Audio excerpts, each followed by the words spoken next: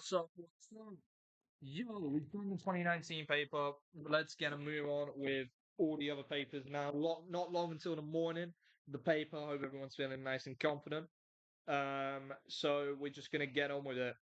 Number one, benefit of having a mission statement. What extract? I don't even get an extract, so I can't even be blamed for not reading it this time.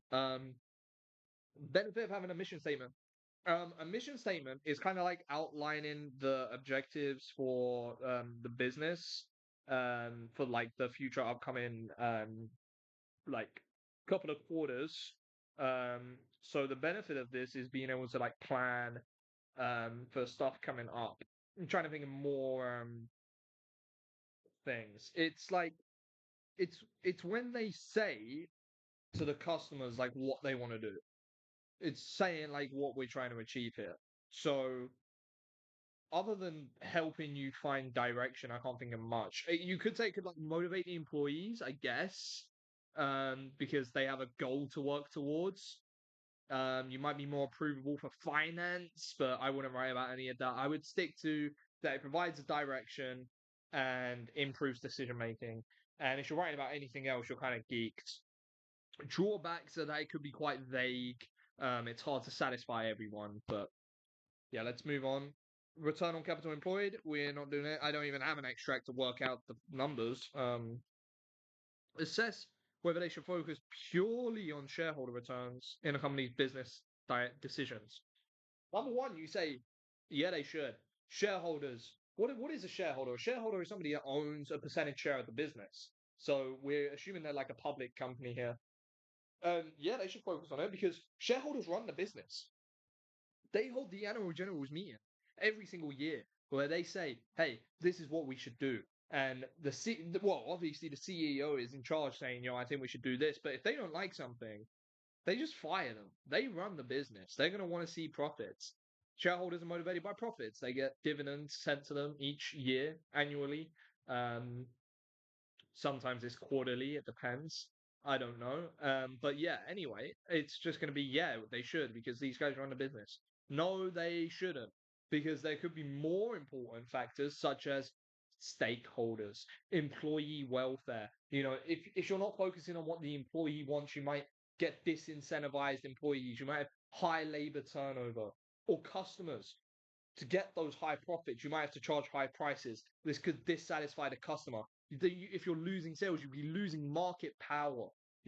All of these factors could be draining out the business. It's a complex question at the heart.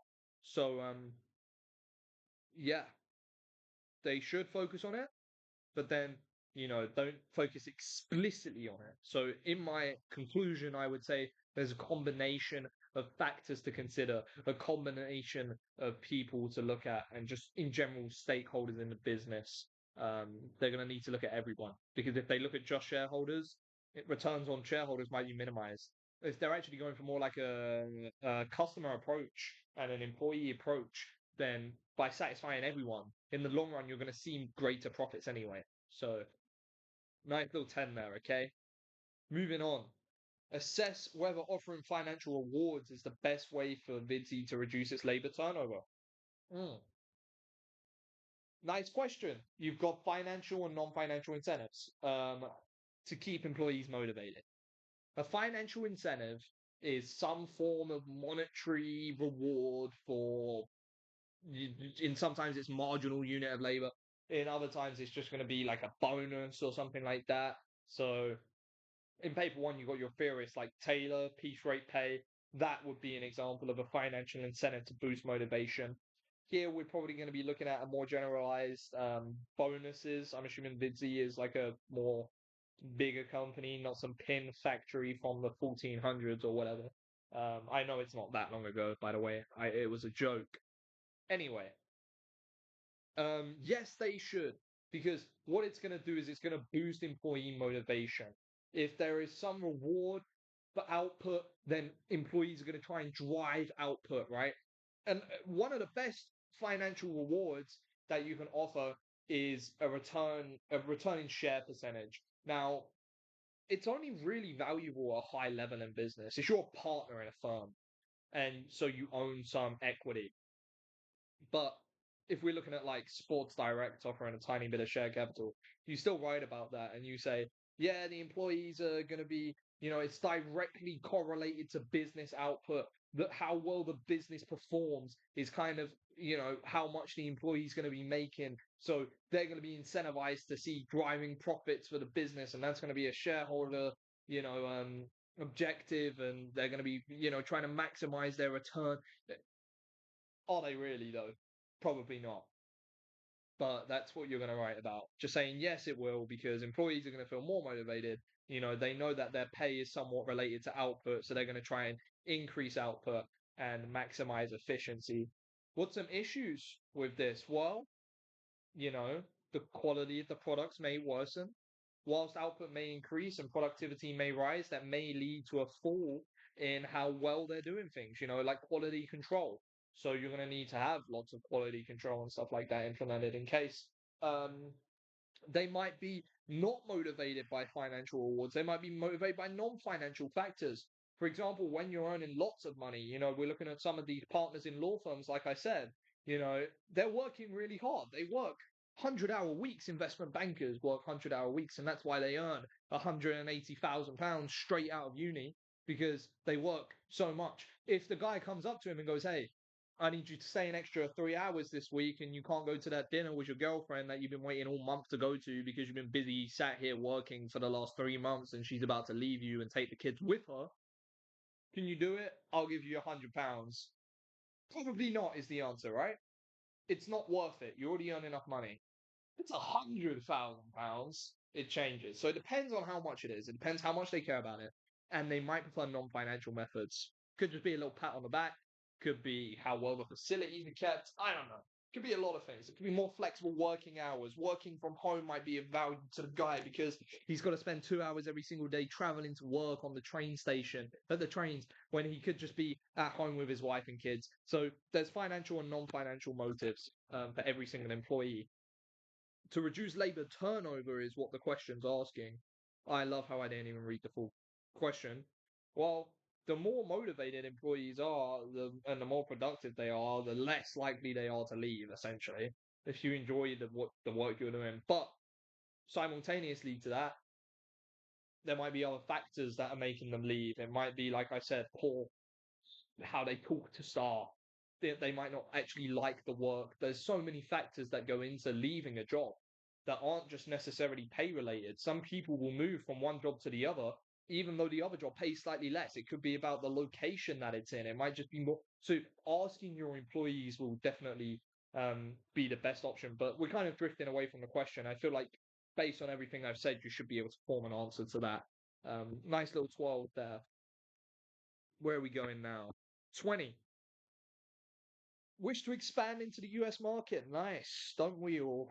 To achieve this, the directors are considering whether to finance this expansion by either using retained profit or external finance. Evaluate these two options and recommend which one VITI directors should choose to finance the company's expansion.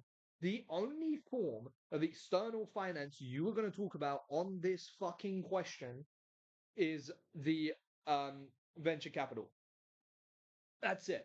It's the one you've got the most to talk about. If you start talking about equity crowdfunding, you've got a problem, buddy.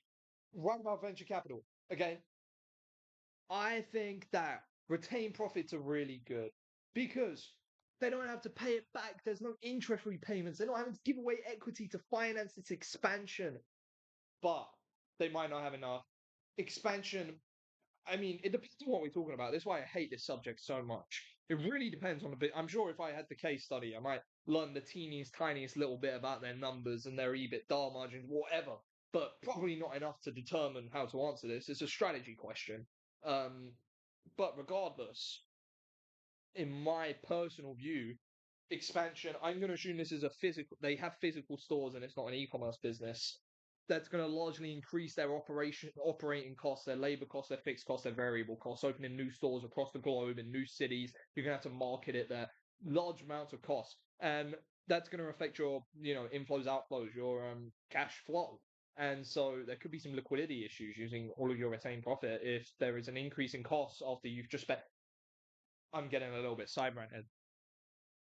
Let's say you've got £1 million in a bank. Cool. and I say, yo, let's go hit up this expansion. Let's buy out some stores, and let's say each store is £50,000, and we open 6 or 7 stores. We spent 300 to £350,000, right? Something like that. So we got £650,000 left. Before, we might have to eat into our retained profits a little bit because that's one of our assets. It's our current assets, and so inflows, outflows. But now our fixed costs are going to go up by 40K a month, and our variable costs are going to go up a little bit because we're going to have to hire more staff. Our operating costs are going to go up. Our utility bill is going to be more. Our gas bill and our electric bill and the production manufacturing, there might be state requirements on how much you have to pay in state tax and corporation tax because they do taxes differently in the US. There'll be a million things. Now we might go over. We might need to actually have £800,000. And so by using retained profits, there is a risk um, of damaging your cash flow. But other than that, pretty solid, good method because you've already got it. You don't need to do anything to get it. You don't need to develop a business plan or anything like that or apply for it. You have it. Nice and simple. Also, what else are you going to do with the money? It's about ROI. Um, that's what CapEx is all about. CapEx forecasting is all about ROI. If you've got £1 million growing at 5% a year, cool. You are making £50,000 a year. But if you take that £1 million and put it in some capital assets that are going to help increase your efficiency and generate some more money or something like that, and in 3 years' time, your revenue streams increase by £200,000 a year, you've made 20% return instead of the initial 5% you was making year on year. And now you're making 20-something% year on year. So your return on investment's greater. Nice, simple, don't write anything I just said. Just keep it to retain profits is good. But I'm trying to help you understand what's actually going on for the business. Okay. Now, why is it bad? We've already discussed that, didn't we? Next up, venture capital. Brilliant. It's brilliant from two perspectives. And I want you to talk about Dragon's Den or what the other show is. I can't remember. I don't watch either of them. You get marketing with it if you do that. And you talk about that as a specific example in the exam. You can say, furthermore, if they choose some venture capital methods like seen on Dragon's Den, where they go on the show and illustrate their ideas, they're actually going to gain some form of marketing. Don't talk about marketing. It's not a marketing question. I'm telling you the answer. But what you're going to say about venture capital is you're going to gain some skills, you're going to gain some knowledge, but they are going to want a percentage share. They are going to want some kind of control, some delegating control. If the owner has issues with that, if the owner is very involved in the business, I don't know, they craft each of these products with their own 2 fingers, and the guy says, hey, we're going to need to increase manufacturing, and you're going to have to step away a little bit. I could do with you in the legal sector or something like that. Could eat into his heart, man. Could destroy the guy. But that's what you're going to be looking at there with your venture capital, and so that's your disadvantage. But you get the skills, you get the knowledge, you get the money. Um, you're going to build long-term partnerships. You're going to get access to brilliant communicative pieces. Like they're going to have relationships with global suppliers. They're going to know how to do backwards vertical integration.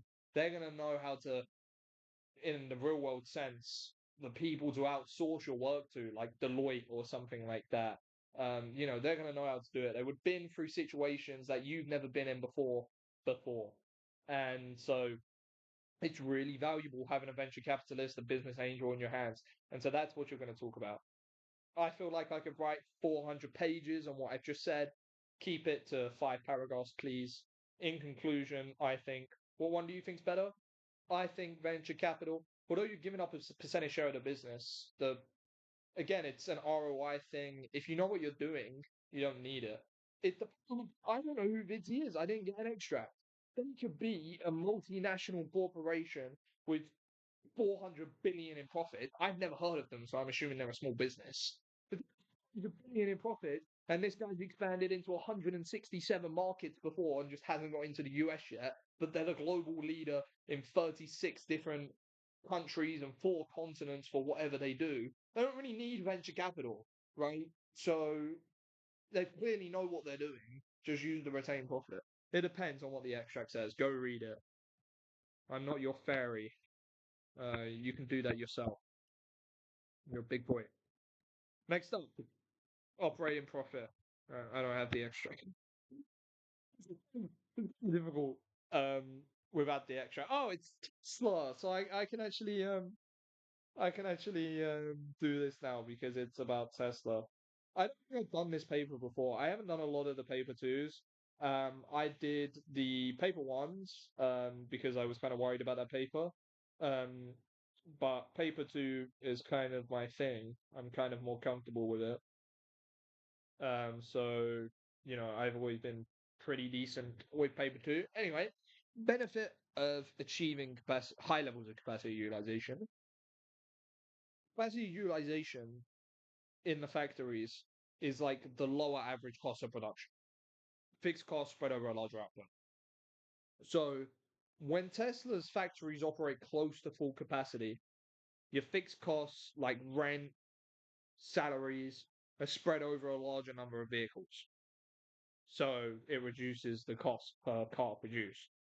And so that's going to help Tesla increase profit margins or it's an interesting case because for what they are, for an electric vehicle, in the market, like if you want to compare the Tesla Model 3 to like a BMW iX, one's like 38,000 and the other's like 95, you know, and they're similar in performance range. The Tesla is arguably more prominent in the EV sector than BMW. And so maybe that's why, you could argue market power is the reason for their low prices, but I think it's that they have Elon Musk being so rich. And he knows what he's doing. But anyway, yeah. So they could lower prices to stay competitive, which they do. They have very low prices. They're very competitive, and I think they are the market leader in the UK and US and Europe for sure. I'm not too sure about China. China has a very growing EV market. Probably something about that in here actually. If they're doing EVs, China EVs. It says the importance of Tesla having a task culture for its success. What a boring question. So, like, as you read that, you just think, like, man, we've been able to talk so well about all this stuff now, and now we can't. We've got to a point where we have like 1 billion points for, what was it, the question before about why have I already forgot? The 20 mark of retained profit. Um, but anyway, what is task culture?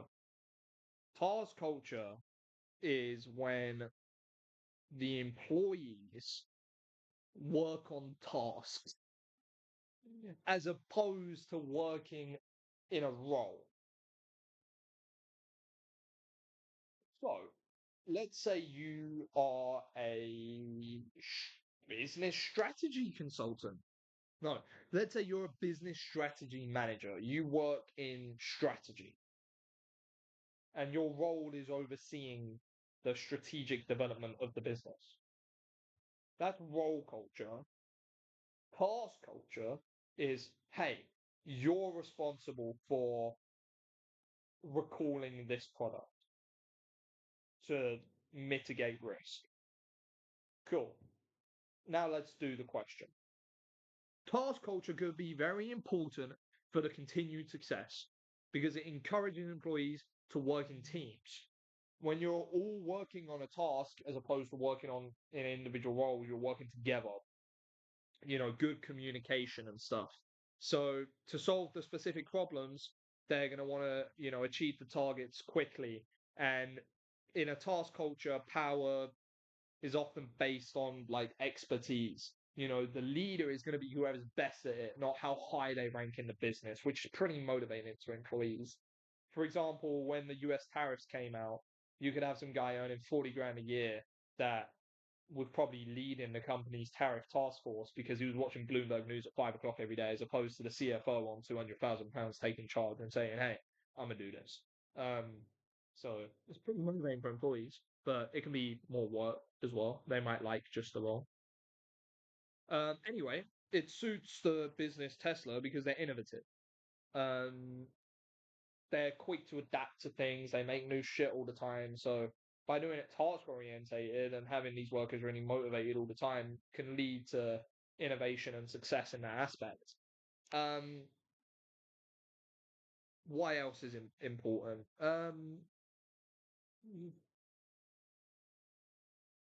If you want to apply it to the business, you're going to have to talk about stuff like renewable energy. Um, Another benefit is flexibility. Um, I mean, sp- improved decision making, I guess, but that's all I've got. I can't lie. Um, what's the limitations? Well, they're a big business, and so there's probably a need for some more formal chain of command, um, which they'll have anyway. But because they're a big business, focusing on tasks might create confusion instead of just saying, hey, you do this, you do this, you do this, instead of working as a team and trying to get everyone talking to each other. Hey, can we schedule this for 5 o'clock? Hey, can we do this at 9 o'clock? Oh, yeah, let's catch up on that later. Yeah, oh, this is due by EOD. Yeah, instead of just that and just saying, hey, this is your job, go do your job. It might slow down communication, could be creating confusion. There might be conflicts between departments, you know, if I was the finance guru I am and I was working in finance and I got put on the marketing team for something and I'm like, hey, why do I need to be here? That would actually demotivate me. Or if they said, hey, we need you to fly out to Barcelona, and I said, why? And they said, oh, because we have a team building exercise for the task you're working on with the marketing team, I'd probably kill myself. Or if they said, hey, we need you to talk to HR for a couple of hours about the project you're collaborating on, even though they shouldn't have any input on what you do because they don't understand finance, I would probably be demotivated. So look at that. So um, it might depend on more factors such as strong leadership. I think we've answered it. It's a 10 marker. It's probably important for them because how quickly they need to respond to stuff, but it probably depends on a combination of culture and leadership and organizational control. And Tesla knows what they're doing, bro. They got it on lock. They don't need a bunch of 18-year-olds telling them how to run the business, in my opinion. Mm. Mm-mm-mm-mm. Assess the value of lean production as a source of competitive advantage. The source of competitive advantage is weird phrasing. You'd think it would just be assess the value of lean production, but no, as a source of competitive advantage. Well, lean production is when the values competitive advantage. Oh, I get what it is. It's all to reduce waste, but costs fall. Oh, I guess. So, lean production is obviously trying to reduce your waste and be more efficient. So you can reduce your costs and lower your price to be more competitive. I don't know where else you go from that, to be honest. I guess more quality. If you're more efficient, things like JIT and Kaizen continue. Ah, yeah, continuous improvement. You know, trying to improve day by day. So you're gonna have more quality, which could make you stand out from competitors. Um, Limitations. It relies all on forecasting and suppliers. If those aren't good, it's difficult. Just in time, if you don't forecast correctly and some guy comes in saying, hey, I want 1 million pairs of these shoes, you're cool. So, you know, if there's supply chain disruptions, if there's some big external issue, how quickly can you stop production? So like in COVID, a lot of people always talk about adjusting for demand and stuff, but no one ever talks about the adverse. How quickly can you stop it? You know, if you're producing something and it's got massive fixed costs and you need to shut down a whole operation because of COVID, what's the cost? Do you think there was no cost to schools or businesses in COVID? They still have operating costs. How can you minimize that? That's look at it in that way as well. Because the examiner won't be reading that in every answer. They're just going to be reading about, oh, more people coming in, you want to adjust for demand. Look at it the other way. Look at it from slowing down the costs.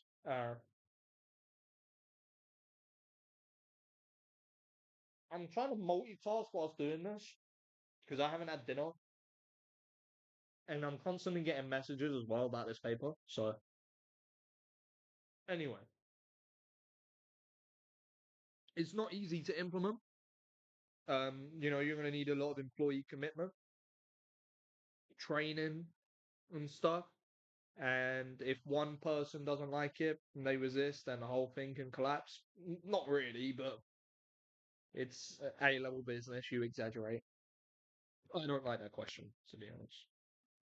But low prices is always where you go to, and then improve quality. Elon Musk has said that.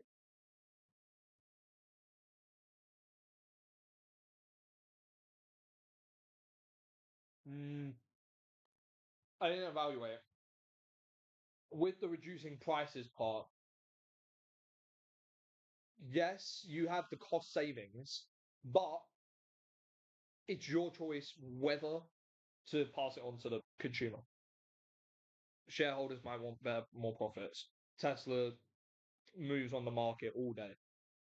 Um, and so it's a conflicts question again. Just a little bit though.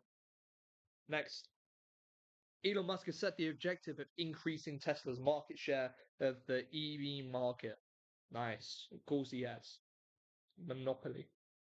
To achieve this, Musk is considering whether to focus on market penetration or the electric car market. Wait, no, of the electric car market or product development through electronic trucks. Electric trucks? That would be sick. I haven't seen an electric truck yet on the market, but that would be pretty cool. A lot of people are against the whole electric vehicles. When you get in one and you see how quick they are, they're actually pretty cool.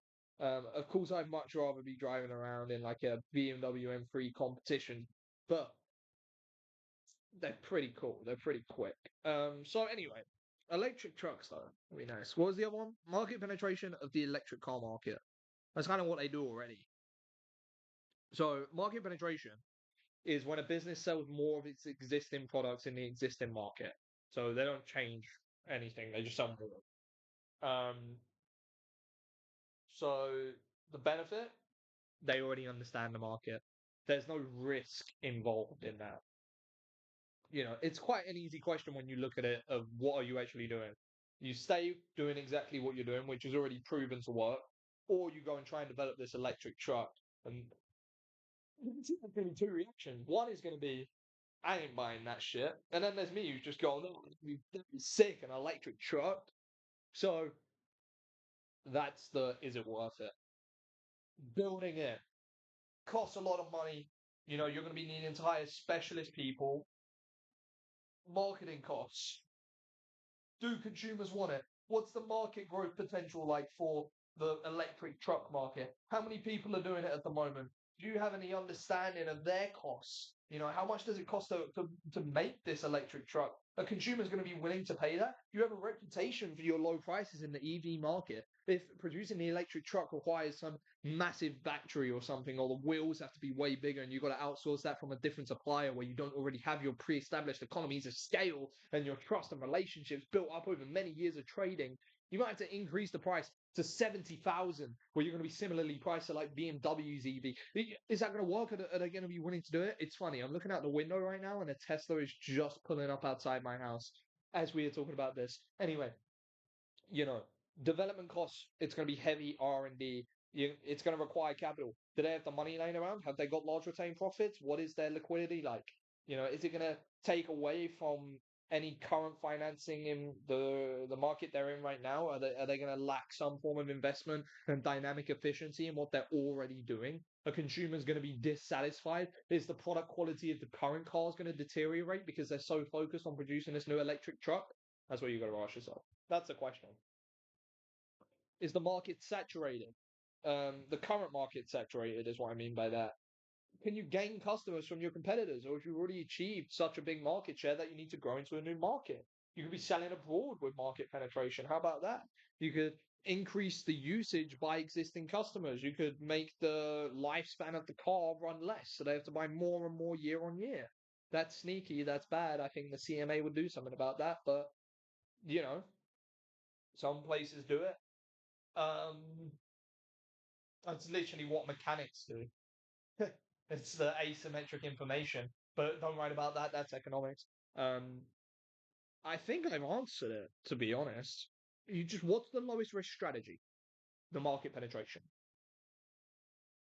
The product development's cool though, because um, you know, you're expanding your product range. If you've got strong customer loyalty, people are always willing to try new stuff. Best example is probably Apple. I would say, bring out new stuff all the time. It's very limited the differences. They're not going to be bringing out anything crazy like the Apple car, but the difference between the AirPods and the headphones they did. Everyone started buying it. It's still £1,500 product or some shit like that. It's not. I'm sorry, that's way too much. It's still like £500 product, and people just buy it because it's new and it's Apple. Brand loyalty will affect how well you can develop your products. It's going to differentiate from competitors. Um, Higher cost though, may not succeed if customers don't want it. Yeah, ticking all the boxes. And the market's dynamic though. It changes. The EV market is growing. You've got to stand out from these people in China that are developing really cool stuff.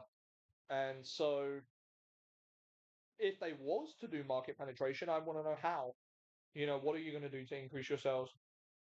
Regulation is likely going to mean that people are going to have to be buying EVs in the future. And so, in the long run, by catering to all consumers. So that would be by developing the truck, by having regular cars, Suburbans, SUVs, all of that. You're only going to help yourself because you're going to have that wider consumer base. Your goods are more marketable to more people. And so that is how your rivalry would work. Because in the long run, by 2070, you really think people are still going to be allowed petrol cars? Everyone goes on every day about how much they hate it. Oh, I like the sound of my car. Why are they doing this? It's going to happen, buddy. It's environmental protection. What can I say? That's how the world works. We've done too much damage over hundreds of years of blowing cancerous shit in the air. We we had cigarettes with asbestos not even 40 years ago. You know, stuff changes, and it's gonna change. And so, first one to get there wins, I guess. You know what they say: you snooze, you lose. So I would go with the truck, but I don't know if that's the inner child being like, "Oh, it's truck, it's cool." I don't know, but yeah, that's a nice little question. Overall, I think this was a decent paper, if I'm not mistaken, though. If I missed anything or if I've said anything terribly wrong, please let me know. I'm pretty sure I've done it right. And if you struggle with these questions, you need to work on this. And I'm doing all the papers today, by the way, so I'm just going through one by one, talking over them. And yeah, so thanks for watching.